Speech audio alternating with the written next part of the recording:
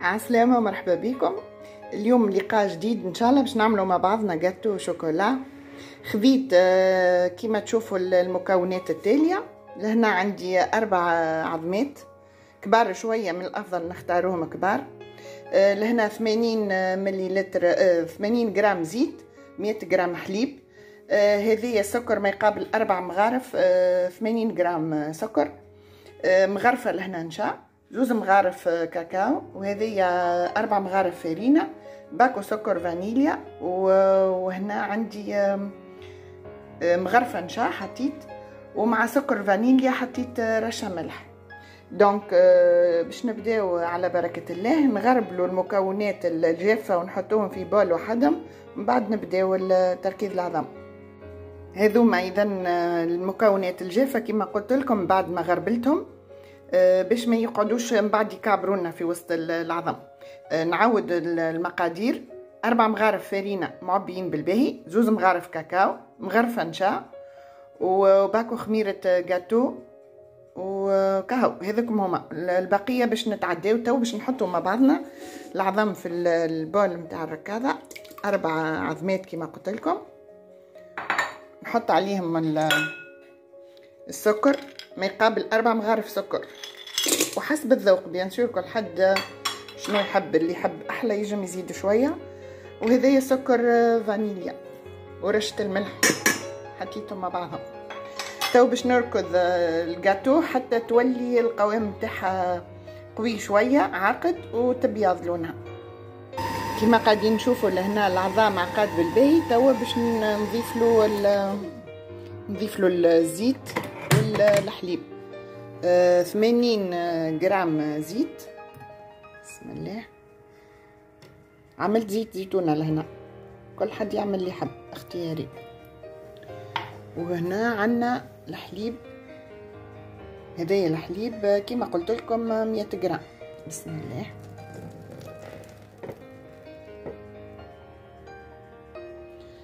نزيدو نركضوها شويه، ومن بعد ما يشد روحه نكونوا خلطنا المكونات الجافة مع بعضها ونصبوها فوق العظام. كما قاعدين نلاحظوا لهنا زدنا ركضنا مدة درج اخر بعد ما زدنا الحليب والزيت.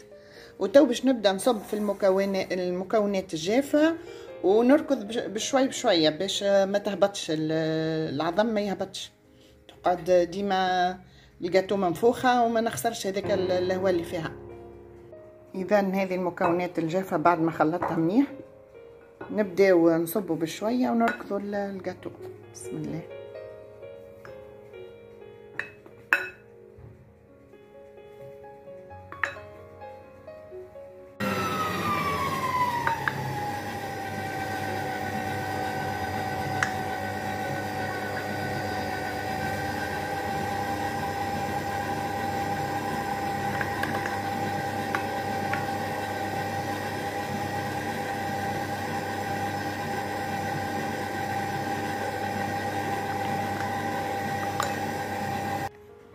هذه توا الخليط القوام نتاعو كيما قاعدين تشوفوه جاري شويه، ما نحبوش عقد برشا باش تجينا خفيفه الجاتو. دونك تو باش نصبو في الطبق. حضرت لهنا عندي سيرسو اينوكس، حطيته بالالومنيوم من برا باش كي نصب الجاتو ما يخرجليش من لي كوتي. حطيت من هنا في الوسط بابي كويسون، دهنته شويه بالزيت كيف لي كوتي كلهم دورتهم بابي كويسون باش الجاتو كي تحب تطلع تلقى البور هذيا تقعد تبع فيها، فهمتوا؟ دونك تو باش نصب الخليط في القالب نتاعنا. بيان سور اللي هذا يعمل طبق اللي حب عليه، معناها انا جوست وريتكم انا شنو عملته كهو. هذه اذا الخليط بعد ما حطيته في القالب نتاعي. نعمل له هكا شويه نخضه باش يخرجوا فقاعات الهواء، باش ما تقعدش ياسر منقبه من داخل. دونك الديامتر نتاع القالب نتاعي 25 سنتيمتر. باش نحطه في الفور مده ما تتراوح ما بين 25 و 30 دقيقه، فور 160 درجه. باش نتعداو توا للغاناش. خذيت لهنا حكه كريم فريش عاقده، تنجموا تعملوا هذيك السائله كيف تنجموا تعملوا 2 حكوك صغار ولا واحدة كبيرة. المهم هذه توزن 145 جرام. حطيت عليها شوكولا بريسك شوكولا دو كوفرتور بريسك 150 3 توابع باش ندخلهم الميكرووند. نذوب الكريم فريش هذه حتى تولي سخونه بالباهي. من بعد نحط عليها شوكولا بيان سور شوكولا نقصوها شويه نجودوها باش تذوب في ساعه في الكريم فريش. الكريم فريش لقيتها عاقده برشا باش نخففها بشويه حليب على خاطر دو بريفيرونس تعملوها ليكيد. الله غالب انا اليوم ما عنديش ليكيد عملت الحكه. مش مشكل نزيدوها شويه حليب شويه ابان مغرفتين هكايا حليب يكفي. مغرفتين ماكله ما يقابل نحركوها بالباهي. وهذه الشوكولا ديجا قسيتها سايي نحطوها فوقها ونبداو نخلطو حتى ذوب الكل شوكولا. ومن بعد نوريكم القوام نتاعها. هذه الجاتو بعد ما طابت جات خفيفه بالباهي نخليوها تبرد. قعدت نص ساعه في الفور على 160 درجه كما قلت لكم. دونك تو باش نحولها على الكرياج هذيا باش يتنحى منها البخار وتبرد في عقلها قبل ما نبدا نزين فيها. هذه توا الجاناش بعد ما خليتها بردت شويه في فريجيدير لقيتها مازالت طريه. دونك باش نحاول نركضها بالروبو ولو انها في الصحفه هذيا مش البول نتاع الروبو. اما مش مشكل باش نركضها باش تعقد وتيبس شويه. هذه الجاناش كما قاعدين نلاحظوا ديجا عقد يتسمى بارابور اللي كان عليه. باش نزيد نغطيه ونحطه في فريجيدير مده ساعه ساعه ونص هكاكا حتى يبس بالباهي. خاطر الجاناش هذا باش نستعمله في وسط الجاتو باش نعملوا فارس في الجاتو مش من الفوق. عندي كريم اخرى باش نحضرها من بعد معاكم باش نزينوا بها الجاتو من برا. دونك هذه الجاتو خليتها تبرد كيف توا تبرد شويه باش ندخلها للفريجيدير حتى هي نحطها ترتاح مع الجاناش مده ساعه ساعه ونص. ومن بعد نرجعوا نزينوها من بعضنا ان شاء الله. وتوا رجعنا بعد ما بردت الجاتو بالباهي شدت روحها باش ما تفتفتش. خليناها ساعه ونص ولا ساعتين فريجيدير. بون انا خليتها اكثر خاطر عندي ما نعمل. وتوا رجعت جبت الجاناش كيف حركته شويه كما تشوفوا القوام نتاعو. توا باش نصبه في البوشة دوي ونقص الجاتو على زوز ونرجع لكم بعد ما نحط الجاناش في الوسط. هذه حبيت نوريكم الجاتو قصيتها على زوز كيفاش جات اسفنجيه بالباهي وجات ياسر خفيفه. حسيلو في الوسط تحبوا تعملوها بالحليب تجموا كل حد كيفاش يحب يعمل. تعملوا سيرو دامبيباج تعملوا حليب تسقيوا به الخبزه باش ترطب.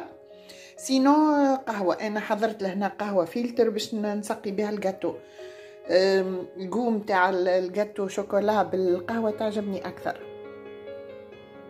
دونك نحاول نصب هكا شوي شوي نوزعها.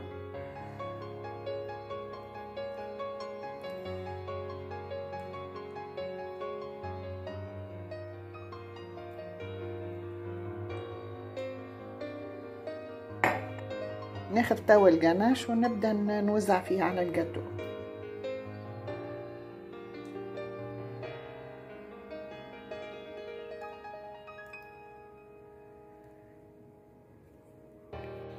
هذه كملت لهنا الجاناش وزعتها على الجاتو. ناخذ توا سباتول ونبدا نحاول نسويها باش تقعد كلها كيف في لي كوتي. نوزعها قد ديجا هي موزعه جوست نعمل لها حركه بسيطه باش ما يقعدوش ثما فراغات.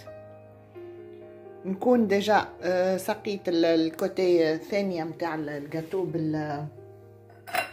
بالنسكافيه الفلتر بلوتو ولا بالسيرو دامبيباج اللي تحبوا عليه. وتوا باش نحطها بسم الله. ديزولي خاطر نخدم بيد واحده. هذه الجاتو كملنا حطيناها.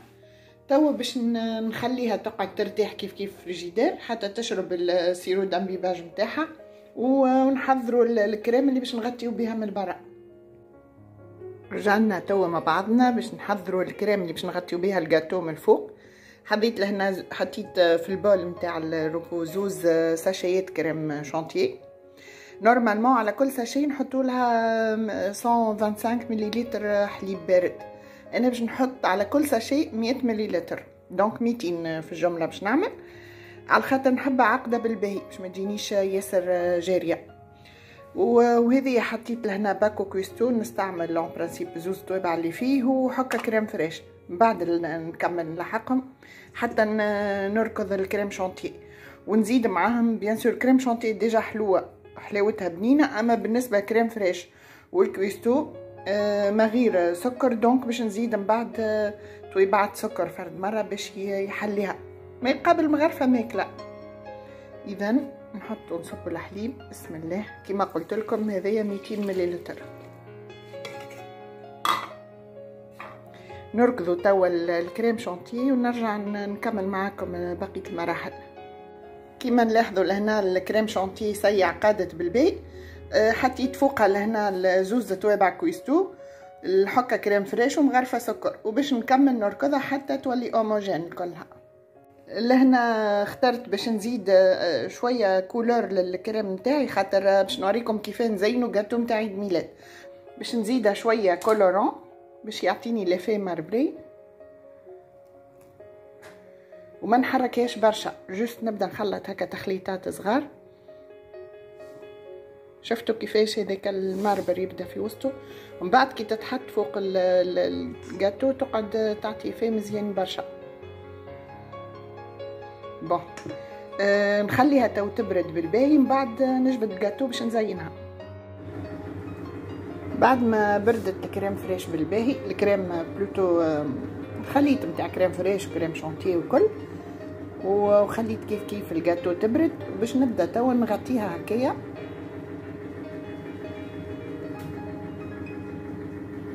ونغطي الكوتي بالباهي، ومن بعد نوريها لكم كيفاش باش تولي. بعد ما زينت الجاتو بالكريم الكل، وانا حطيت قطرات نتاع الكولورون، ونقعد ندور هكا بمغرفه صغيره ولا بكوردون ولا حاجه باش يعطيني لافي هذيا. ولهنا باش نحط البارتي هذيا ما عملتلهاش خاطر باش نحط فيها دي فلور، تو من بعد نوريكم كيفاش النتيجه النهائيه. وبالنسبه لي كوتي نعمل لهم لونغ دو شا هكايا، نقص الكعبه في زوز ونحطهم هكايا باش هكاكا تقعد لنا الجاتو مزيانه فينيسيون باهيه.